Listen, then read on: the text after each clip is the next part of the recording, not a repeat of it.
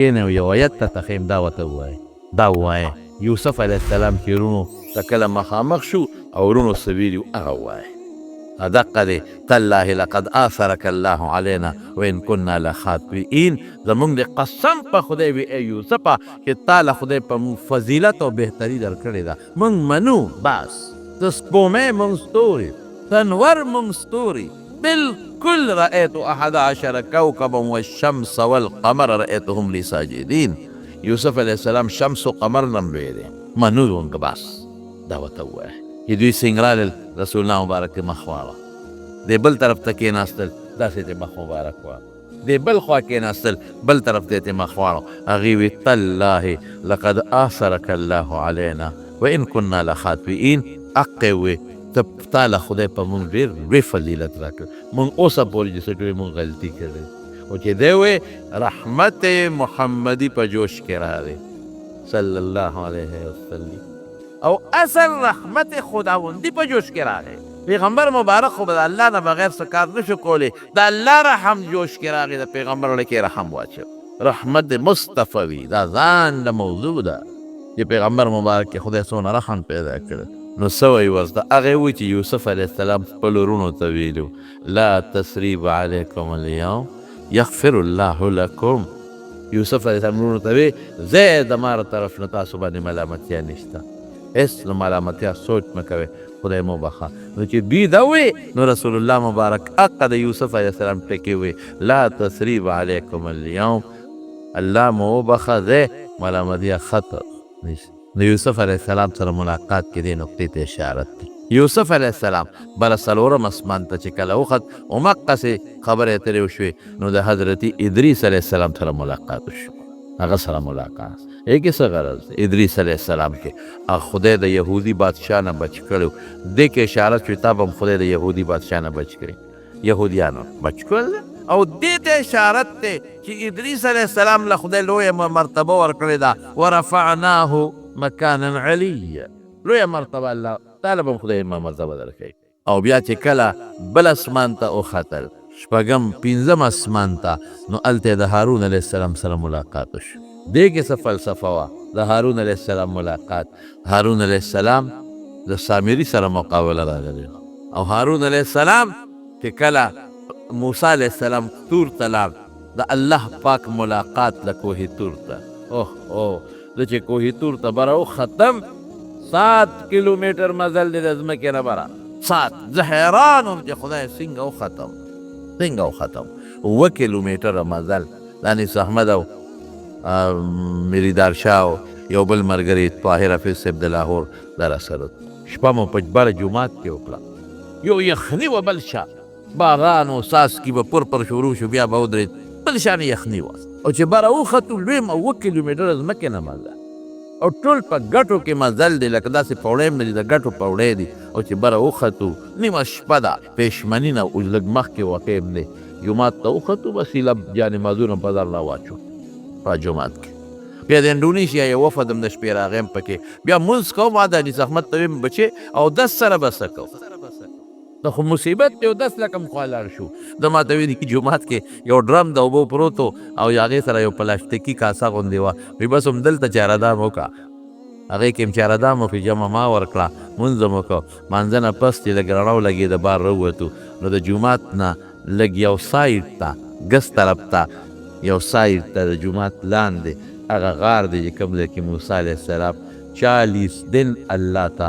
چله تېره کړې موږ دا خیال وه غار ته به لاندې کوز شو نو موږ به پکې 2 رکعاته وکړو نو ټول د خاورو ډک د سګرټو کوکې پکې پرتې وې د مانځه انتظام پکې نه شو کېدی نیمه حصه د جومات لاندې ده او نیمه حصه د جومات نه بار ده ممکن ده د جومات جوړو کېدی شي دا هغې وخت کې به شکل بل شان زمانه پکې ډېره تېره ده هغه غار کې موسی علیه السلام عجیبه غار خوا کې ورسره د عیسایانو عبادت خانه ده دا خو زموږ جومات اخوا د عیسایانو عبادت خانه بره پې صلیب لګېدلی نو موسی علیه السلام چې د کوهي تور ته لاړه نو دلته هارون علیه السلام سامري سپیره بچي د سرو زرو نه خښې جوړ کړې او د جبریل علیه السلام د استخ په خاوره پکې چولې و نو هغې سره هغه چغې جوړې کړلې اوازونه یې کول نو بس قوم بني اسرائیلو د سخي عبادت شروع کړ اگر ډېر منې کړل خو نه منې کېدل چې چې موسی علیه السلام راغی د سخي عبادت شروع دی او دې سامري به وي موسی تللی دی خدای له او خدای دلته راغلی عیاذا بالله عیاذا بالله بس راغی موسی علیه السلام غوسه او هارون علیه السلام یې کلک راونیوه سر نه او ګیرې نه یې راونیوه وی زه لاړم هلته قوم دله کم خواله گمراهان شو یا ابن ام لا تاخذ بلحیتی ولا برأسی زما سر او ګیره پرېږده و ما خپل وس کړی دی غوسه و بلکل تختې مې ورطرف ته وغورځولی کېښودی او بیا راواغېشت هغه سخی یې ویسوده او دا د خدای دې ورته ټینګ شي او سامري ته یې وی چې ان لک فی الحیات ان تقول لا مساس نن نفس ستا سزا داره چې په تا به خارخ لګي څوک به ګوتې نشي دروړی هغه به بلا مس ما د ګورې ګوتې راونړې تباه و برباد شو قوم یې بیا بوته الله د ملاقات له او وی چې داسې اوس چېرته کېږي داسې نه کېږي زموږ د پیغمبر عجیبه برکات دي یو سړی مرتد شي او کافر شي او توبه وباسي د سچه بیا خدای معاف کوي او هغې مرتد شو سزا یې څه وه فقتلوا انفسکم ځان به وجنئ د هغې توبه په دې نه وه د مرتد چې توبه به وباسې معاف به شي بس اوهو دا به سنګ یو بل ځان به سنګ وجنو تورې راوالی چل درته ښیي ایو پوه شو چې غلطي وشوه الله ورید راښکته کړه چې یو بل نینې په یو بل باندې شروع کې په یو بل یې په تورو شروع کړه چې کومو خلکو هغه د سخي عبادت کړی 70,000 په یو منټ کې په یو لږ ټیم کې لاړل ختم شو الله ورته ښیي چې د هارون علیه السلام په مقابله کې قوم شرک کړی دی خو فتح او کامیابي د هارون شوه سامري لاړ دقه رنګې ستا په مقابله کې ابوجهل او عتبه او امیه به شرک کوي تکلیف به رتی خو دقسې به دیم خدای تباه و برباد همغسې شو او چې بره شپږم اسمان ته وخت د حضرت موسی علیه السلام سره ملاقات وشو هغه سره سلام کلام وشو دې کې څه غرض دی د موسی علیه السلام موسی علیه السلام جهاد کړی تب هم جهاد موسی علیه السلام مقابله کې فرعون خدای هلاک کړ ستا چې څوک دشمني اب هم خدای پاک هلاک کوي او چې بره بیا وخته نو په اووم اسمان کې د حضرت ابراهیم علیه السلام سره ملاقات وشو مرحبا بالابن صالح والنبی آل ام ورته وایي بچې په خیر ښکلي پیغمبر په خیر رسول الله مبارک ابراهیم علیه السلام زما په شان دی زه د هغه په شان شکل کې برابر او ابراهیم علیه السلام بیت المعمور ته ډډه والی په اووم اسمان کې یو کوټه ده او دغه بیت المعمور کې فرشتې د الله دانه او یا زره فرشتې ورننوځي او چې کومه یو ځل ننوتې تر قیامته پورې نمبر به رانشي دومره ډېرې هغې ته یې ډډه والی وه اشارت دې ته دی چې دې بیت الله ته به ته م یو وخت ډډه وې او ستا امت به راځي او دې بیت الله ته به رنوځي که خیر انشاءالله بیت المعمور سره یو اونه مې ولیدله چې د هغې جرړې په اووم اسمان کې وې او د هغې تنه او څانګې ډېرې زیاتې اوچتې شوې او په هغې رنګونه رالل دا رنګونه برېښنا او پړقار کې داسې حسن مې چې نه ولیدلې او د سرو زرو پتنګان پکې اورېدل دا مې ولیدله بس دقه ځای جبریل علیه السلام پاتې شو زه بره نور نشم پرې ماته اجازت نشته بره نور مخلوق دی نور عالم دی هغه د لاندې نشي راتلی هغوی ته د لاندې اجازت نشته او د مات او د نورو فرښتو ته د بره اجازت نشته دا یو حد فاصل و اوس که ته دی نو تاله به بندوبست دی دی نوشي ته به لاړ شي خو بره خلک دلته نشي راتلی مونږ بره نشو تلی حالانکه جبریل علیه السلام له الله څونه طاقت ورکړی نو د شنیل شین شنیل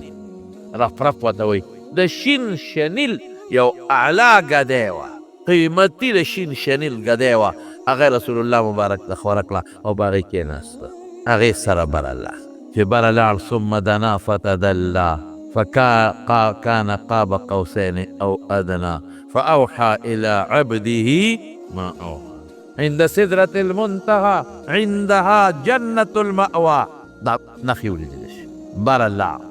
وی چې بره لاړم نو د قلمانو کشار مې واورېد دا لوح محفوظ دی سدرة المنتهى نه بره دی د قلمانو کشار مې واورېده هغې کې تقدیرونه لیکلي کېږي دا به کېږي دا به کېږي دا به فرشتې لګیا دي محافظ خانه د مرکزي مین محافظ خانه چې ورته ویل کېږي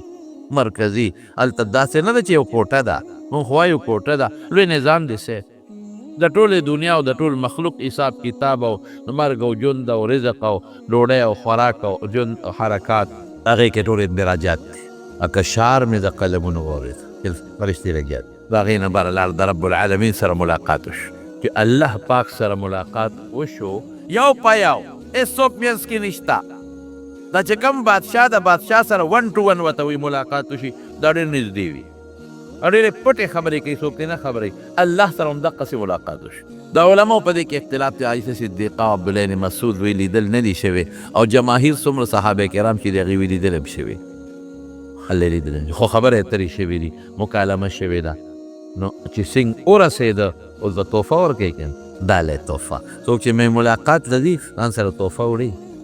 تش نه دي څوک مشر لدي خامخا تحفه ډالۍ وړي. نو رسول الله مرګ اوسه تحفه ډالۍ وړي هغه به وړي چې الله سره نشته. هو الله سره نشته هو بالکل مال خو الله سره شته دولت عزت عظمت لویي ښکلي صفتونه ټول الله سره شته. څه به وړي الله پاک له التحیات لله والصلوات والطیبات دا تحفه ده. عبادات بندگی الله بنده نه دی مالی بندگی جسمانی بندگی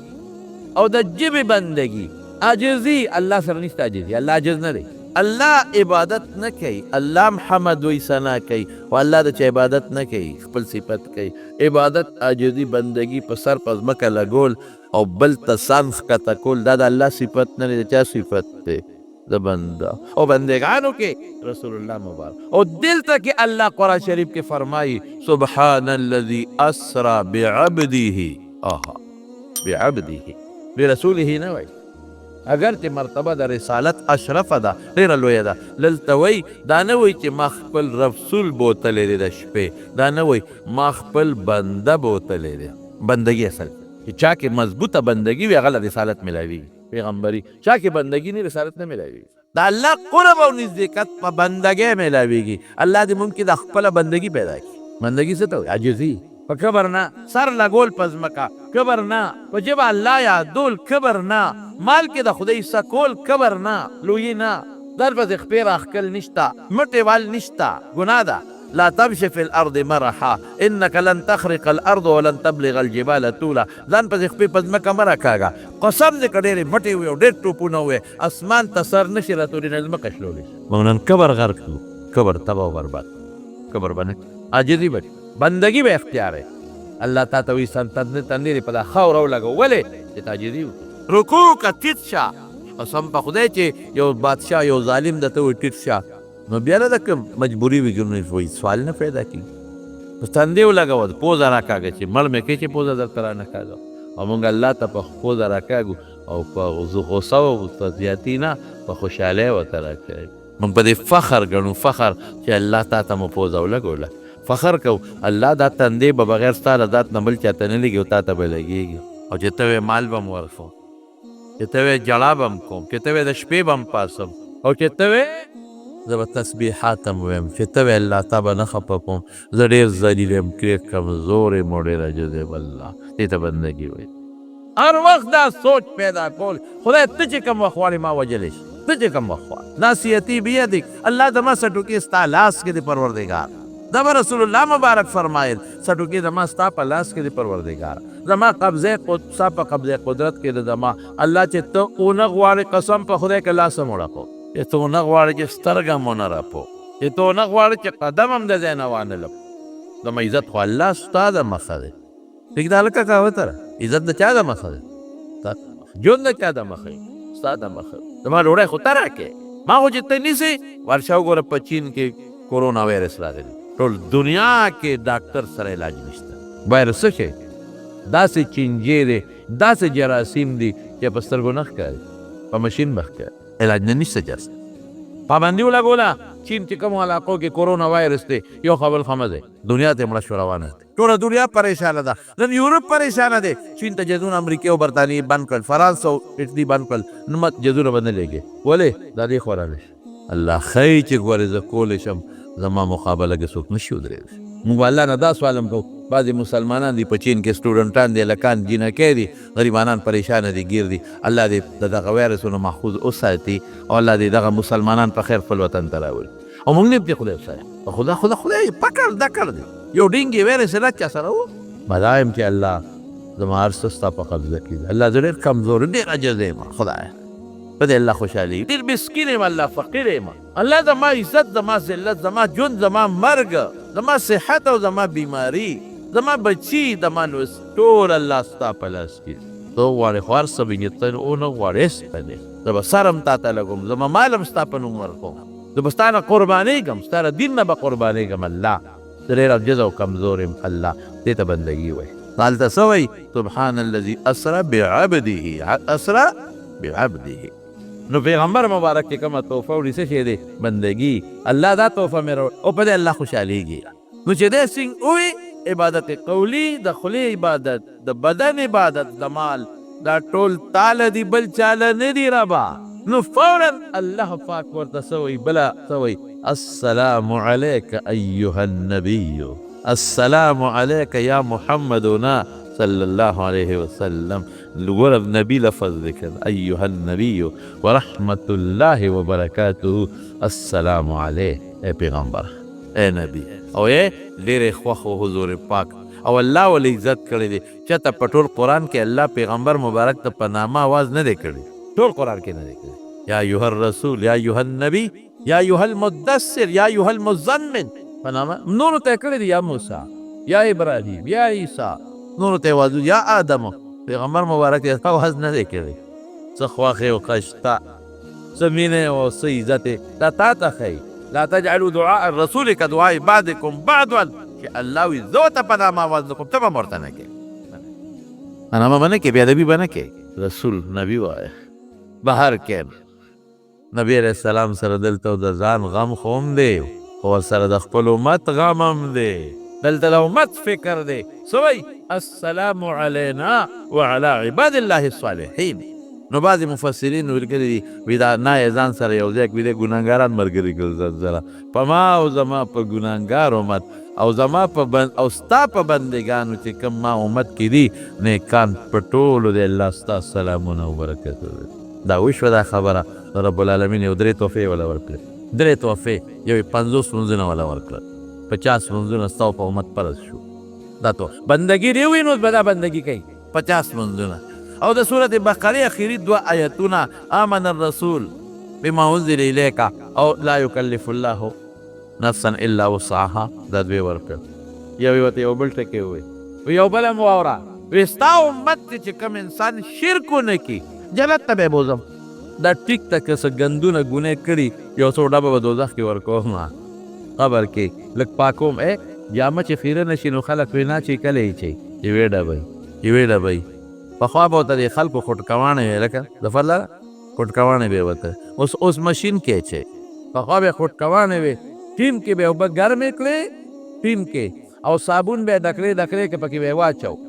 نو لاندې به اور بلو نو هغه صابون اوبو کې به بیا جامې ور واچولې او پکې خوټ کېدې نو بیا به ته جامې راوستې نو په تخته به یې کېښودې نو صوباړې به ورسره و نو د ښځو به په هغه صوباړې هغه جامې ډبولې هلکه دې مشرانو ته به یادې کړه ټول دې یاد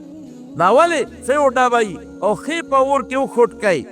اوبو کې ګرمو کې نو چې نور ته بیا واچي بیا پیسري مو وایي چې ودېږه چې دا جراثیم مراسیم ختم شي او نیغې شي بیا اچوي نو پلیته جامه ته نه اچي اخیره نه نو پلیت جنت ته نه ځي ښه پلیت نه ځي هلته به دوزخ کې لږ ډبۍ را ډبۍ اسري مصري به پې وایي جهنم کې خو یو ځل به ځي خامخا رحم به کوي حدیث کې راځي رسول الله مبارک فرمایي زه به سفارش کوم ګناه کبیرې والا به تمام علما به کوي شهیدان به کوي علما به کوي شهیدان به کوي قاریان او حافظان به کوي نیکان او صالحان به کوي جنت ته به ځي درې دا شو او نور څیزونه یې وله ورکړل یو یې د رمضان روژه ورکړه همدن سره یو څه د رمضان روژه رمضان وروسته بیا فرض شوی دی خو مخکې نه یې ورته وروله جهاد یې ورته ورو دا به م راځي ښه امر بالمعروف او نهی عن المنکر دا یې ورته وروله دغه درې خو خالي شو او دا نور به وروستو کېږي سره دا ځان سره نوټ کا دا به وي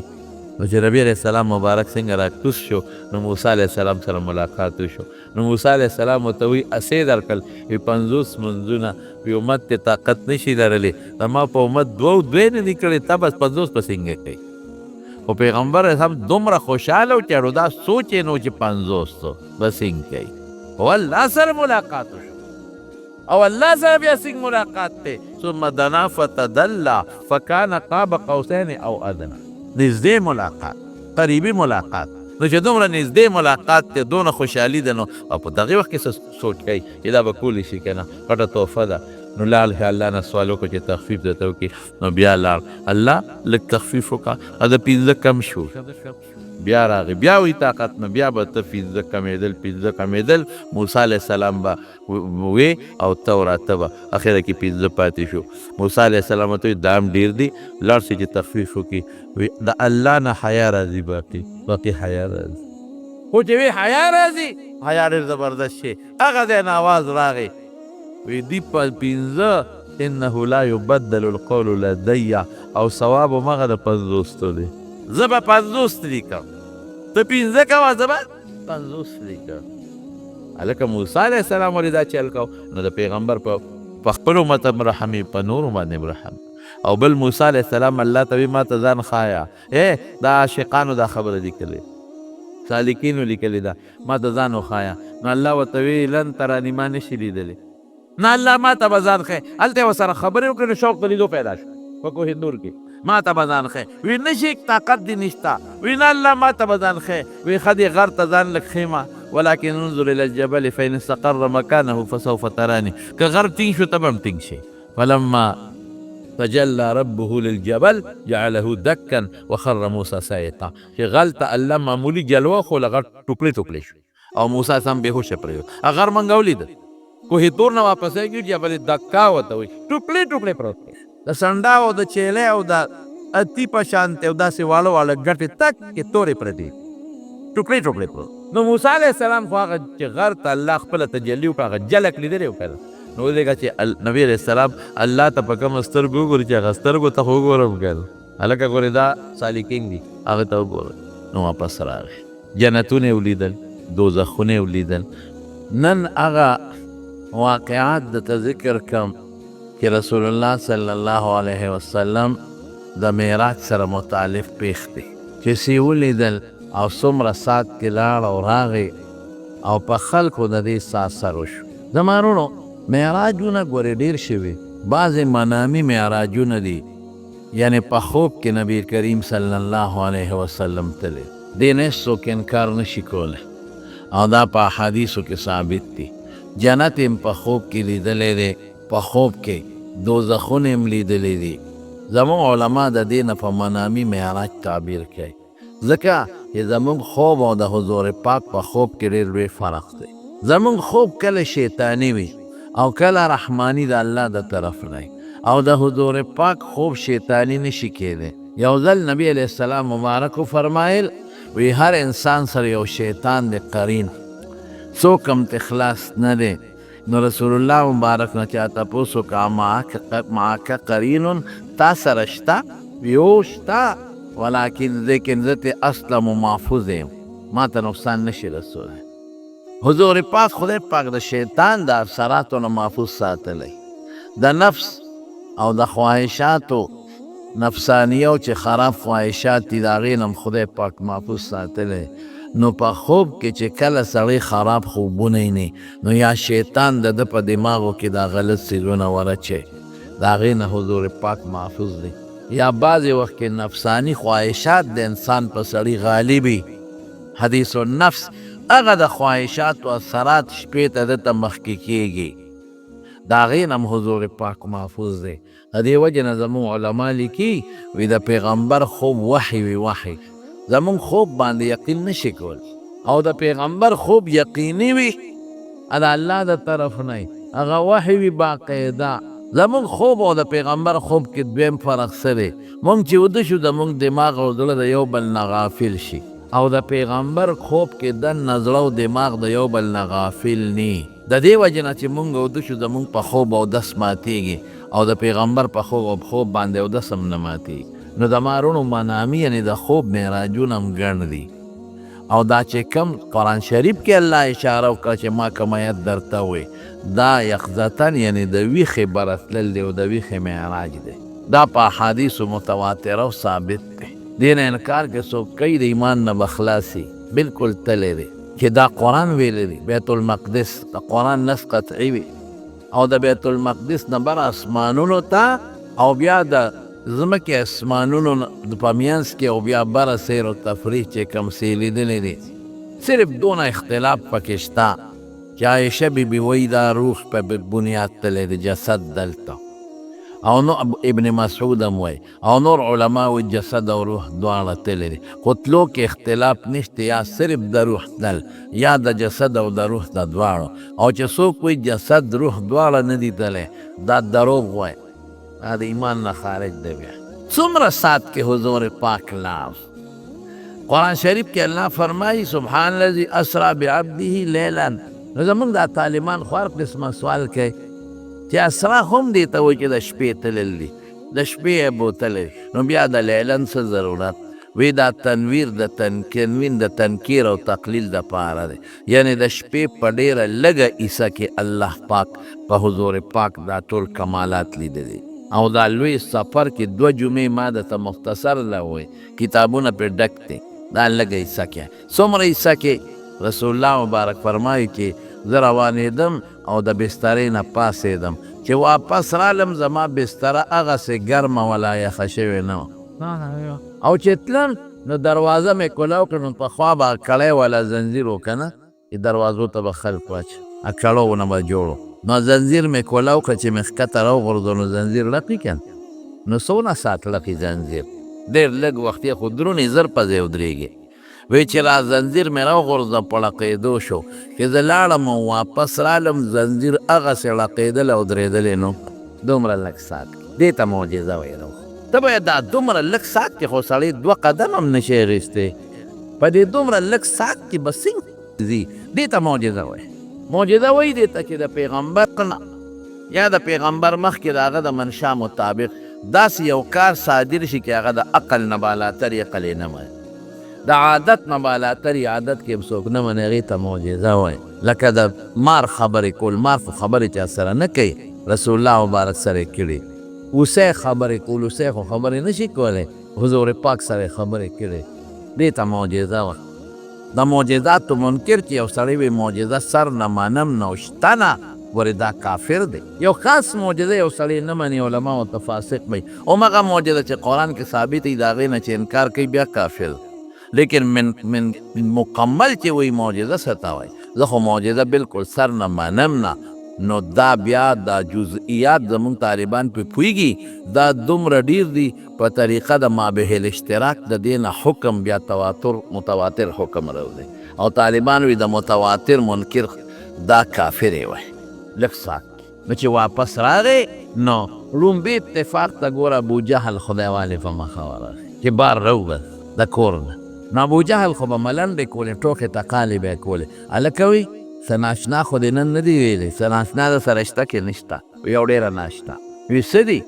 وی بېګا په لږ ساعت کې الله پاک بیت المقدس ته بوتلم د بیت المقدس نه اسمانونو ته لاړم د الله ملاقات وشو جنتونه دوزخونه مې ولیدل او په لږ ساعت کې واپس راغلی وی ښه وی خلکو مخکې به ووې وی بلکل د هغه مطلب دا و چې زه بس خبره مې لاندې کړه ځکه دا ده چې عقل خو نه اخلي نو چې کمې ملګري دی هغه به هم ترې رستو شي نو ابوجهل د مکې ټول اشراف او قریش او مشران کشران راشئ وي نن ناشنا قصه وایي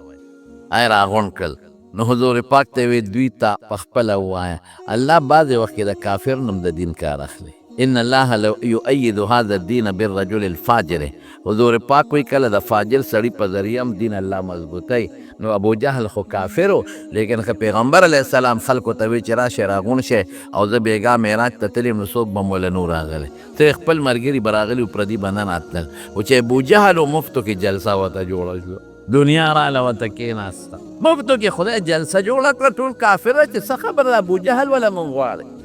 وی دوی ته قصه وکړه رسول الله مبارک اول نه اخره پورې ټوله قصه ورته وکړه چې قصه وکړه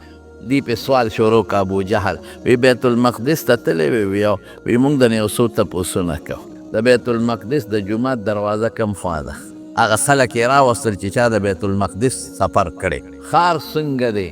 د ښار شکل څنګه دی جومات د ښار نه کم طرف ته دی دا تپوسونه یې وکړل رسول الله مبارک وی حیران شوم چې خدای اوس زه خو د شپې تلیم هغه زمانه کې بلفونه نو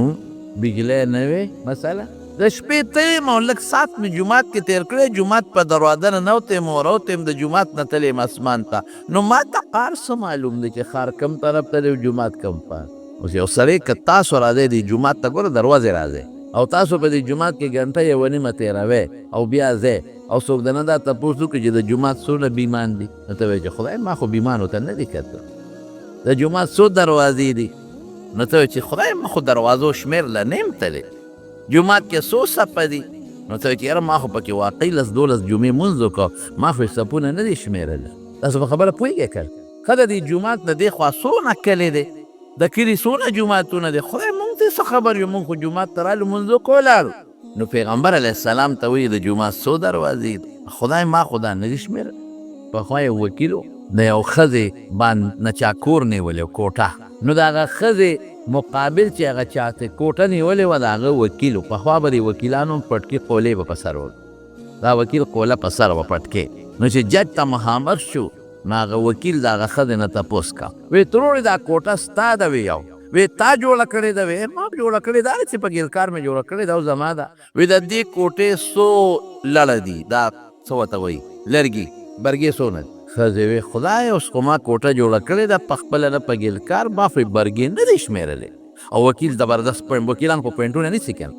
اوس به پته ولګي که برګې تا ته معلومه چې دومره دي لاړې نو ستا به او که برګې ولاړې درته نه معلوم نو ترورې په پردی شي دعوه مه کوئ. او ترورم وکیله نه وه خو د وکیلانو نه زیاته وه. وی د دې کوټې څو لاړې دي، څو برګې دي؟ هغه ښځه دی وکیل ته وي وکیل صاحب وی دا کوټه خو په یو ځل ما جوړه کړې ده او په ګیلکار مې جوړه کړې ده او ورننوتم او دې ظالم رانه نیولې ده، ما ته خو یې لاړې نه دي معلوم لرګي، خو تا نه یو تپوس کومه، ما یو ځل کوټه جوړه کړه، ته چې دا پټکې وې هر سهار یې وې او ماښام یې روانې او بیا سهار وې او ماښام یې روانې، ستا د دې پټکي څو لړه دي؟ بس په پوهېدل وکیل، بس وکیل نه خوله پورې سهاره او تختې ده. نه که نه وکیل صاحب زه ما یو ځل کوټه جوړه کړې ده په خپل لاس نه د ګیلکار په لاس، او ته پټکي هر سهار په خپل لاس او ماښام یې سپړې، ما ته وایه څو وله دي؟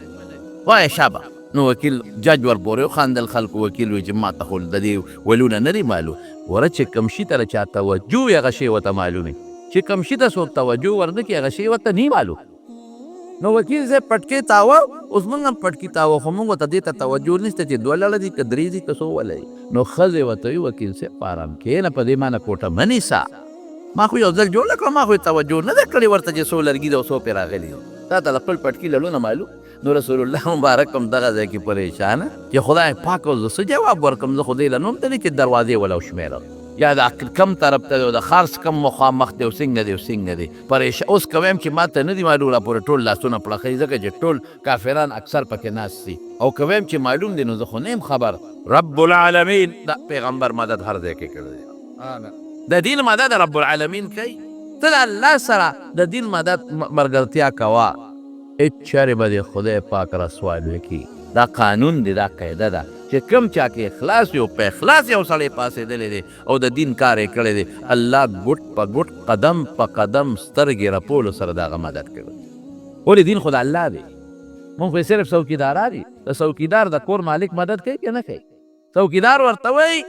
چې د غله راځي نو کور مالک ورته وایي ورېږه جنده دله غټه راوړم، ورېږه ټوپک دله راوړم، هلکه ټوپک کالتوس وګوره ګورې څه نه چې تا زاړي او یخ شوي او ډز نه کوي. نو څوکیداري خو څوکیدار کوي، خو د کور خو د مالک دی، نو مالک یې پوره خیال د څوکیدار ساتي. دقه رنګې پیغمبران، د پیغمبرانو نه پس د هغوی وارثان عالمان د دین څوکیداران دي، دین د الله دی، نو الله د دې خیال ساتي. خو چې دا خبره وشوه څنګه، نو حضرت جبریل علیه السلام راغی وی ورکوه جواب. کم نه نه ورکوم، وی بس ته جواب ورکوه، موږ درته سیسټم سمو. ټول حضور پاک فرمایي د بیت المقدس جومات او ښار یې غونډ راوړو او د جبل ابي قبیس د پاسه یې راته کېښه. دوی به تپوس کوم، ما به جواب ورکړ. جومات څو دروازې ما به مخامخ لیده، دومره څو کلکې، دومره کم طرف ته دی خوا اخوا. حیران شو هغوی، خلک هم حیران شو چې دی خو واقعي لږ ساعت له تللی دی او پوره اطلاعات راکوي، تپوس کوي. وی زموږ قافله چې تلې وه شام ته، په ته خو به په لاره تلې که نه، قافله دې لیدلې؟ خدای اوس یو سړی په لاره ځي په براق ځي، د قافلې نه څه خبر؟ رسول الله مبارک ورته وی او ستاسو یو قافله وه او چې زه تلم نو زما براق نه هغه اوښ د هغې ویرېده نو ټوپ یې کړې او په ځمکه را پرېوت خپه ماته شوه او پلانکي ځای کې چې قافله مړه چې تپوس کوي بله قافله وه هغه روانه وه چې تلو یا راتلو کې د هغوی نه یو اوښ روک شوی و خړ اوښ هتې روک شوی و ورپسې ګرځېدل او د چهارشنبې پر ورځ د نور پرېوتو نه مخکې به هغه رارسي تپوس ته یې وکړئ چې خړ اوښ دنه پلانکي ځای کې روک شوی و که نه روک شوی او چهارشنبې پر ورځ 3 ورځې پس چهارشنبې د ورځې نه مخکې به دلته رارسېږي او بله قافله مې ولیده ورته ودرېدم نو پلانکې سړی و زموږ د کلي زموږ د محلې نو هغه سره په اوف باندې ناست و جام کې اوبه وې نو ما ته یې هغه اوبه راواغېستې مې وڅښلې جام مې ورته تش واپس کېښود تپوس ته یې وکړې اوبې څه شو اوس چې څه موده تېره شوه هغه یو قافله م راله دي ته تپوس وکړه هلکه پلانکي ځای کې ستاسو نه اوښ چېرته خپه ماته شوې وه یاره وی سم روان و او وي ناګانه شپه و اوښ ټوپ کړې ویرېد او په ځمکه را پرېوته په خپې ماته شوې اقا نخه اقا ټیم هغه ځای وښو چې کوم رسول الله صلی الله علیه وسلم ورته ښودل بل چې راله قافله هلکه پلانکي تا باندې اوښ کې جام کې څه اوبه موبه وې وی ولې یاره وی ما سره په اوښ باندې په جام په لوښي کې اوبه وې او په رسۍ مې لوښي تړلي وو چې توی نه شي وی چې اوبو ته مې عادت شو چې لوښي ته مې وکتل اوبه پکې نه وې ما وی توی شوې به یې نو کته وچوه پړې وچ شو یا خدایه اوبه توی شوې هم نه دي لاندې ځای وچ دی او ما څکلې هم نه دي او تړلې مې هم لوښي چا پرانیستې هم نه دی نو دا څنګه د اوبه شوې رسول الله مبارک ورته هلکه ما دا نه وڅکلې او ما ته پته وه چې کوم یې ورته وښوله لیکن یوه خبره دا وشوه چې کومې قافلې ورته یاده کړې وه چې خړ اوښ دې روک دی او د چهارشنبې پر ورځ نور پرېوتو نه مخکې به رارسېږي لیټ شوه چې لیټ شو نو خلکو هم وی چې بس ګوره که نه ده خو وی چې چهارشنبې پر ورځ به رارسېږي نور پرېوتو نه مخکې او خبره خو راونه رسېده حضور پاک سره م غم شو چې غم شو فکر شو او را روانه وه خو لیټ شوه یا الله ما بې واده کېږم الله ما خو دوی ته ویلو چې را خرڅېږي به الله نور ودراوه معجزې حبس الشمس الله نور ودراوه تر هغې پورې دا نور رفتار غلې کرو کا چې تر څو پورې دا قافله نه را رسېدلې او دا خبره لږه ستاسو ذهن به اخلي انشاءالله خو د مضبوطوالي دپاره زرقاني د موطا شارح دی هغه په مضبوط سند نقل کړی ده دا وخت مضبوط سند سره هغې لیکلی دی دا سند یې د حسن د درجې دی او نور اسانید هم شته سندونه هم شته الله وی ډېره ښه ده نو ورته وی په ارام صبر به کې هغې پورې به نه ډوبېږي چې تر څو قافله نه را رسېدلې نور پرېواته نه مخکې قافله مکې ته راورسېد هغې نه پس نو لاړو پرېوت او چې تپوس یې وکړه تاسو نه چې د اوښ او پلانکي ځای کې هغه خړ اوښ موږ نه روک شوي و هغې پسې ګرځېدو بیا منبه دی د بارونو دا علامې دا ټولې نښې رسول الله مبارک دې خلکو ته بیان کړې لیکن سره د هغې څه وایي وایي ته ساحر جادوګر دا ستا سحر او دا ستا جادو دی د چا په زړه چې د هغې به پخپله وي قلوبنا غلفن زمونږ زړه په پردو کې بند دی هغې خو به دا د ټوکو نه وې چې که ته هر څه وی زمونږ زړه ته نه رسېږي زمونږ زړه جرنده دی بند دی لیکن خبرې ټیک وه ختم الله علی قلوبهم وعلى أبصارهم غشاوة ختم الله على قلوبهم وعلى سمعهم وعلى أبصارهم غشاوة او دا خدای پاک ظلم نه دی کړی چې په دوی مهر و دا د دوی د ګناه د وجې دا مهر جوړ شوی دی ګناه دې وکړه الله خدای تور کړه کلا بل ران على قلوبهم ما كانوا یکسبون سړی چې ګناه کوي الله پړه تور داغ پیدا کوي د ګناه د وجې زنګ څومره ګناه زیاتوي زنګ زیاتېږي ګناه نو ګناه که ده نه کولی الله به پړه وله مهر نه لګو ده به ګناه نه کوله نو الله به زړه ورله نه تورو نو زړونه زنګ زړه او تور زړه ته که هر څومره نصیحتونه وکړې په نصیحت نه سمیږي عبدالرحمن بابا وایي که نه که 1000 نصیحتونه ورته وکړې بې لارې به په لار نشي رحمانه هر څومره نصیحت وکړې زوی روان شي پلار ورته هس قسمه نصیحت کوي هغه راه راسته نه راځي هغه چې تر څو خپل ضد نه پرېښي او خپل انا یې نه پرېښي او خپل سوچ یې نه پرېښي نه سمېږي هله به یو سړی سمېږي چې هغه خپل ذهن خالي کړي په یو لوښي کې ګنده اوبه پرتې دي رښتیا ووایي که دې کې زمزم اوبه چې هغه پکې ځایي نه وي ګنده اوبه پرتې دي نو که زمزمه چې هغه هم درته پلیتوي نه ځایږي دا لوښي کې به دا زمزم دا پاکې اوبه کله ځایږي چې ته ته ګنده اوبه وباسئ ګنده اوبه ترې وباسه او صفی که پاکې که بیا زمزم اوبه واچوه پکې عرق ګلاب واچوه خوشبو به مې کوي دغه رنګې زړونو کې چې کومو کې ګن پروت دی ګن هغه ته که ته د شریعت خبره کې او د دین خبره کې هغه به پې بده لګي د شریعت خبره به مغې سره څخه کېږي هغه ته او خرابېږي به به زړه پاکۍ لاول د زړه نه به ګند وباسي هغې نه پس به زړه د ایمان په څه ورته وایي هغه سړی پې سوان ورته وایي د ایمان په سوان به صفا کوي چې د ایمان په سوان یې ووایي او صفی کړي بیا ورچوي ورته بیا به خبره جوړه شي ذکر د الله به کوي لا اله الا الله دې سره به د زړه زنګ وځي مرګ به ځان ته رایادوي دې سره د زړه زنګ به وځي یعنې ان هذه القلوب تستع کما یستع الحدید رسول الله مبارک فرمایي زړونه زنګ کېږي لکه اوسپنه چې زنګ کېږي په څه به صفا کېږي جلی څه ده یو ځای کې کثرت و ذکر الموت بل ځای کې ذکر الله راځي خدای یادوه مرګ یادوه زړه به صفا کېږي زما وروڼو ډېر عجایبات او چې ابوبکر صدیق راورغې لا خلک یې نور راغونډ کړی څوک یې هم نور راغونډ کړی او ابوبکر صدیق په مخه ورغې رضی الله تعالی عنه ابو جهل لا راشه کا ملګری خو دې بل څه وایي وی څه وایي وی په دومره لږ ساعت کې بیت المقدس ته تللی ما بیا راغلی ما دومره لږ ساعت کې مړه وایي دا خو وړه خبره ده کدو دا خو وړه خبره ده که دې وایي په دومره لږ ساعت کې بیت المقدس نه بر اسمانونو جنتونو ته تللی بیا هم منل او بعضې داسې د 2 ورځو 3 ورځو مسلمانان هغه لاړل واپس قرآن شریف کې الله تعالی فتنة للناس ویلی بعضې خلک هغې وی چې اوهو دا څنګه چل دی څنګه چل دې وجې نه زموږ علما وایي ډېرې وجې وایي سبحان لفظ عبد لفظ نورې وجې شته خو دې نه معلومېږي چې دا صرف خوب لیدل نو دا تللو بره که د خوب لیدلو نو خوب چې سړی وي ما امریکې ته لاړم بېګانو څوک په هغې کې انکار نه کوي دې نه بیا بعضې خلکو انکار وکړو ایمان یې پرې کړو لاړل ته یو څو کسانو نو معلومېږي دا کې دا د ویښې سفر پیغمبر مبارک بیان ښه هلته یې څو لیدل دا یو معراج نه دی ښه دا ډېر معراجونه دي د ټولو خلاصه به درته ووایو هلته جنتونه ولیدل نبی علیه السلام مبارک او صحابو ته جنتونه مې ولیدل وی خاوره یې څنګه وه اوهو مشک او زعفران وی د الله رسوله ولې څلور ولې د هر جنتي په کور کې روانې دي ولو کې خټه شته ځکه ولې چې رواني خامخا پکې خټې وی یو ولو کې خټه شته خو خټه یې څه شی دی مشک دی مشک او عنبر ولو کې خو د الله رسوله کاڼي مې که نه کاڼي پکې شته وی او یاقوت او مرجان کپړقار به دی په دې ولو داسې ولې دي پکې او رسول الله مبارک فرمایي یو ځای ته ورغلم یو ډېر اعلی محل ډېر اعلی محل چې ورنږدې شومه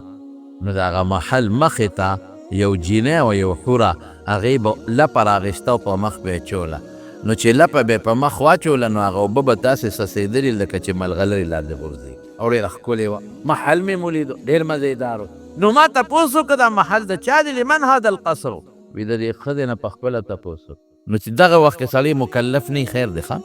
چې ورغلم دا ښځې نه مې تپوس وکړه دا محل د چا دی وی دا ستا یو امتي دی بلال دا غله جوړ شوی ده او ته څوک یې وی زه هم د هغه په انتظار ورځې شپې اړوم راړو نو رسول الله مبارک حضرت بلال سره کله خوشطبي کوله بلاله ستا د جنت ښځه مې لیدلې ده یو بل محل مې ولید ډېر اعلی او مزېدار و زړه مې وغوښتل چې وردننه شم تپوس مې وکړل لمن هذا القصر دا محل د چا دی وی دا د عمر ابن الخطاب د حضرت عمر محل دی عمر وی ما وی چې ورننوځم ډېر مزېدار و خو ستا غیرت را مخکې شو نو بس وردننه شو عمر کې غیرت زیات و حضرت عمر فاروق وجړل د بخاري حدیث دی ابکا غارو یا رسول الله ما پتا به غیرت کو خوشحاله نه وجړل چې ته خو دننه شوی وطن و خبر ډېر اعلی محلونه مې ولیدل کور ډېر اعلی مې دا څوک دی وی دا د عامو مسلمانانو دي د هغې نه پس مې اعلی بلډینګونه او محلات ولیدل دا د چا دي دا د شهداو دي هغې نه پس به راته ختم نور مې اعلی محلات ولیدل دا د چا دي د صدیقینو دي هغې نه پس مې ولیدل هغې نه بهترین محلاتو دا د چا دي د پیغمبرانو دي هغې نه پس مې یو ډېر بهترین او قیمتي محل ولید دا د چا دی وی دا ستا دی الحمدلله ما پرېږده چې د خپل محل ته وردننه شم وی صبر کوه تا ته لا د دې د داخلېدو وخت شته چې هغه موده پوره شي نو بیا به وردننه کېږي ماشاءالله وی دوزخونه مې ولیدل الله او په دوزخونو کې مې بیا د دوزخونو طبقې ولیدې یو درز مې واورېده مې دا درز د څه دی وی دا چې کله الله دوزخ پیدا کړ د دوزخ د سر نه یو تیږه ور وغورځوله اوس د دوزخ ویښته ورسېد دومره جوور او بیا عذابونه خلک نو لیدل چې تلم یو سړی مې ولید یو سړی چې هغه یو کس یو سړی ورته ولاړ دی هغه سره کاڼی دی او هغه سړی کاڼی و چې ته یې ورته دی سر دی رابری او چې سر دی روبري سر یې چیپړی شي کاڼی لرې لاړ شي وتمبېږي دی لاړ شي کاڼي پسې چې واپس راځي سر یې بیا جوړ شوي بیا ولي کاڼی بیا وتمبېږي لرې لاړ شي چې دغه ځای نه راځي نو سر یې بیا جوړ شوي بیا پې ولي چې ولي سر یې چیپړی کېږي او دانګې کاڼی بیا چې راځي بیا جوړېږي وایي دا څوک دی لوی عذاب کې مبتلا دی چغې وایي چغې وایي مخکې ځه وایي چې مخکې بوتم د وینو دریاب دی خوټ کېږي یو سړی میانځ کې ولاړ دی چغې وایي وینو کې چې لا غاړې ته را نږدې کېږي نو په غاړه یو سړی ولاړ دی کاڼي ورسره دي په کاڼي چې غزار وکړي دغه دریاب کې دننه سړی په داخلو لګي او دومره سخت ولګي چې د دریاب منځ ته لاړ شي د غزار دونه زوري بیا را روان دی لامبو وی وی وی وی چې نږدې شي غاړې ته دی بیا په کاڼي ولي داسې رسۍ ولي چې په دا خوله کې ولګي د کاڼي دومره زوري کې کاڼي په زور د دریاب منځ ته ورسېږي مې دا څوک دی په عذاب کې پروت دی وایي ته مخکې ځه نو چې مخکې لاړو نور کسان مې ولیدل د تانبې نوکونه یې یو مخ پې ګرئ د تانبې نوکان او دا وینې او ژبې ته بهږي مې دا څوک دی مخکې ځه چې مخکې لاړم بل یو سړی دی او بل یو کس هغه ته یو کلوب یو اوسپنې یو څه ورته یو قینچي نیولې ده په دې وښکي کې یې ولول کې وری کاږي او تر سټه پورې وله دا وښکې پرېږدي وینې ته بهږي مکمل یې پرېږدي چې پرې کړي بیا وله دی بل طرف ته هغه کونډه واچوي هغه شی او دا بل طرف وله راکاږي تر سټه پورې دا پرېږدي چې دا پرېږدي دا جوړ شوي دلته وله بیا ورکړي بیا راکاږي سټه پورې چې دا پرېږدي دا بل جوړ شوي دقسې یې شلی او جوړېږي او دواړه وښکي سټه پورې شلی چغې وایي مې دا څوک دی وایي مخکې ځه چې مخکې لاړو ښځې او سړي بربند په یو غار کې غار د تنور په شانتې و تنور خو رکوټي غار دی ویښې پلن دی او خولې تنګه ده او دا بربند دي پکې لکان او جینکې نو چې چپه ووایي اورو نو دی بره راوخېږي نو زه یم بس را غورځېږي ناګانه چپه غلی شي بیا لاړ شي مې دا څوک دی وایي مخکې ځه وایي چې مخکې څنګه لاړمه د دې نه مخکې ورسېدمه نو بیا مې څه ولیدل وایي بیا یو سړی دی او هغه ته د دنیا خشاک پروت دی او هغه پنډ تړي او فرشتې ډبوي چې شابه اوچتې کو نشي اوچتول دی لګیا دی فرشته ډب ورکوي او دی یې نشي اوچتولو فرشتې وهي چې شابه ده اوچتوه او دی اوچتولی نشي وی بیا مې نور کسان ولیدل وی تخم به کره او فورا به غټېده دی به پرېکاو بیا او خوشحاله بیا به تخم کره او چې څنګه به وکره نو هغه به فصل به لوی شو او دانې به ونیوله خشته به شو ښکلې دی به ورته خوشحاله زر به یې پرېکه بیا به یې تخم کره ما دا خو ډېر خوشحاله خلک تخم کري او لویږي څنګه دا څوک دی وی راته وی چې مخکې ځه وی چې مخکې لاړمه نو بیا یو قومو اوښان یې سرول اوښان او په اوښانو به او یو سړی ورته و چې شابه دا سره وه او ډېر زیات په بد حالو هغه اوښان به پرې راوګرځېدل لتې به یې ورکړې دی به راوغورځېد اوښان به پرې د پاسه وګرځېدل ډېر په بد حالو ما هغه دوو کسانو ته وی چې ټوله شپه مو ګرځولم ما پوه کې دا څوک و وی دا لومبی کس کې و چې دا سر به یې په کاڼې وله ویشته دا څوک دی دا ستا د امت ستا د امت هغه کس دی چې قرآن یې ویلی دی خو تلاوت یې نه کوي ودی ته سر کې قرآن پروت دی قرآن نه تلاوت نه کوي نه یې دروازې وایي چاته او نه یې د شپې تلاوت دا هغه کس دی زما وروڼو قرآن لوی نعمت دی ښه لوی نعمت چې چاله خدای پاک وره او چې قرآن یادول سنت یاد ساتلی فرض دی فرض یاد ساتلی فرض دی او قرآن چې زده که تلاوت بکې خو نن د فیسبوک نه څو ګزګاري نن فیسبوک دنیا په قاب کې اچولی ملا صاحب هم فیسبوک او شاګرد هم فیسبوک جماعت کې هم فیسبوک او جماعت نه بهر هم فیسبوک ټریفک پولیس والا سره په سړک کې موبایل او ډاکټر صاحب سره په دفتر کې موبایل افسر ته به ولاړې چې زما فایل دستخط کاغه به موبایل کې لګي ملا صاحب ته به ولاړې زما مسله حل کاغه سره به موبایل دکاندار ته به ولاړې مال دا شیره کاغه به موبایل راغشت یخ صاحب نور خلک وایي څه کې زما بشیر جان سره هم درې دي که څلور کې بس دې خدای د ګناه نه ساتلی دی که نه. بعضې وخت کې د خدای فضل وي په انسان، کنې که دا سترګې وې که نه ده سره به اوس غټ غټ موبایلونه او دی به هم ټول ورځ بیا پکې ګوته راښکه او ناست کو، خو دغه شی ورسره نشته، خو 3-4 ورسره اوس هم شته ده سره. خیر دی غریب خو یو مقصد له ساتي، اکثر خلک دې پروګرامونه غواړي، ټیمونه ترې غواړي، نو هغې لپاره دې ساتي. مونږ خاصې دنه ګرمه مساله جوړه کړې، کله کله پې مجلس خوندو. بهر کې زما وروڼو نن سبا موبایل تباهي ده. ګورې ښه دا موبایل غلط مې استعمالوي، ښه استعمال. د علماء بیانونه پې واورئ، تقریرونه پې واورئ، دین پې خور کې چې څوک د دین خلاف لګیا دی په موبایل باندې د هغې مقابله پې وکړي. د غوږ ګناه،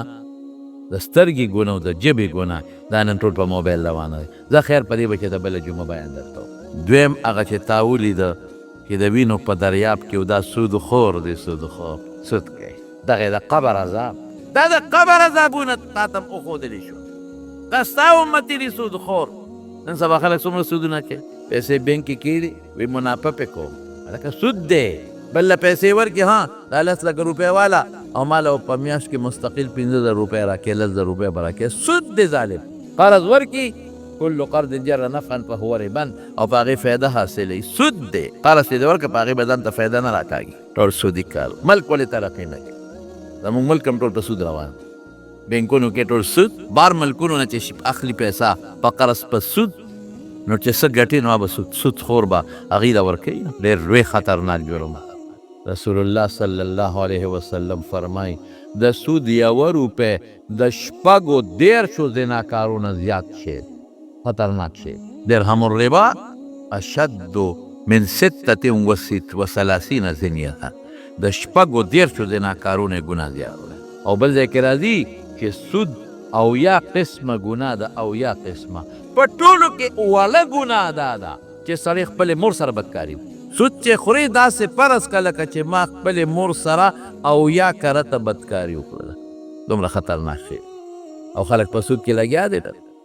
څوک د موټر سیکلو په کاروبار کې سود کوي، څوک د موټرو په کاروبار کې سود کوي، څوک د ځمکې په کاروبار کې سود کوي، څوک په نغدو پیسو کې سود کوي. ظالمه سزا دې دغه د بچو له ډېرې، ظالمه مسؤل ډېرې، ظالمه ښځې له ډېرې، ظالمه بینګ له ډېرې. ته خو ته سبا روانې دغه سود دغه شي کې به پروت دی، په دغه وینو په دریاب کې به پروت دی. ظالمه ولې عقل نه لري، ولې سوچ نه لري، ولې فکر نه لري، ولې سود کې پیسه ډېرې، نو دغه کې به چاله ډېرې درنه پاتې ده. دغه د وینو دریاب پر که فوټ کېدی. بل چې دی ولیده چې هغه وښکې به یې شلېده، د دروغجن دی. دروغ وایي نو هغه د دنیا ګوټ ګوټ ته رسوي. وایه که نه نن د موبایل والا ټول په موبایل دروغ وایي او هغه خوروي. ټول دروغ دی په موبایل. چې څوک یې نه خوښ هغه پسې دروغ جوړ کړي او بس خواره شي، چې څوک یې نه خوښ هغه پسې دروغ جوړ کړي او د دنیا ګوټ ګوټ ته یو ټک ورکړي او لکونه خلک یې پخوا خو به ځای حجره کې سړی کېناست، خبره به یې وکړه، بیا بلال بلې حجرې ته، بلې له بلال، بلې له بلال، خلک یې لکه پلان کې په حجرو ګرځي او دروغ خوري. نن خو د کور په ګوټ کې کېنه او دروغ جوړ کړه. یو بټن وه، یو بټن زرګونه خلک یې وګوري، هغې هم سوچ نه کوي. یاد وساتئ موبایل والا، په موبایل دروغ بالکل مه خوروئ. خدای ته وګورئ، سبا به قبر له ځئ، دا هم د قبر عذاب دی. او بیا بل څه کې چې څوک بلې چې خوری یې ته ورته ویې لکه چې دا بل ته خوری شعر کیا شعر کوي، دا پکې سر کې شریک دروغ هغه جوړ کړل. ته ولې شعر کوې؟ چې دروغ د کلم په موبایل د هغه ډیلیټ که ختم کا، شعر کومه ګناه کې ورسره سر کې شریکې. بل چې د کوم ولیده چې نوکانې د تانبي و په مخ یې راښکل غیبت والا ده، دا هغه کس دی چې دنیا کې غیبت کوي، هغه د قبر عذاب دا دی چې تانبي نوکان به وي او په مخ به یې راکاږي او مخ نه به وینې بهیږي. بل چې د کوم ولیده چې تخم به کره او لویده به خوشحاله وته. دا مجاهدین الله په لار کې د کافر په مقابله کې سر ورکوي او مال ورکوي. دقه مثال دی څه عمل زیاتېږي. لکه هغه کس چې هغه لګیا دی تخم غنت کوي او اوچتېږي او پرې کېږي، دقه سره د عمل زیاتېږي. دی چې مرګ ته رسېږي نو ده به دومره غله د ثوابونو ګټلي چې د هغې به څوک شمېر نه شي کولی.